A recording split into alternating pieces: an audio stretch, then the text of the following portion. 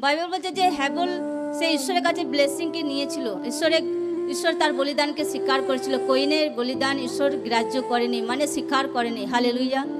আজও হয় দুনিয়াতে অনেক ব্যক্তি ঈশ্বরের বাক্য ওয়ার্ডকে ফলো করে ঈশ্বরের রাজ্যে উপহার বলিদানকে দেয়, তো তাদের স্বীকার করে ঈশ্বর।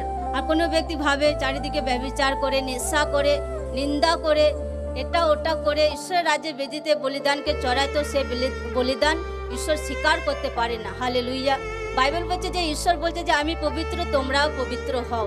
ঈশ্বর আমাদেরকে নিষ্কলঙ্ক পবিত্র দেখতে চায়। হার ব্যক্তি পবিত্র আগে থেকে থাকে না। যখন কোনো ব্যক্তি প্রভুতে আসে, ঈশ্বরের ভবনে আসে, বাক্যকে শোনে, তার জীবনকে চেঞ্জ করে। সে বুঝতে পারে যে আমাকে রিয়েল লাইফ প্রভুতে জীবন কাটানোর আছে। যেটা আগে আমি জীবন কাটাচ্ছিলাম, আগে আমি যেটা করছিলাম সেটা পুরো ফেক লাইফ আছে। হালেলুয়া। তো যখন প্রভুতে কোনো ব্যক্তি আসে, সে রিয়েল অরিজিনাল লাইফকে কাটায় দুনিয়াতে।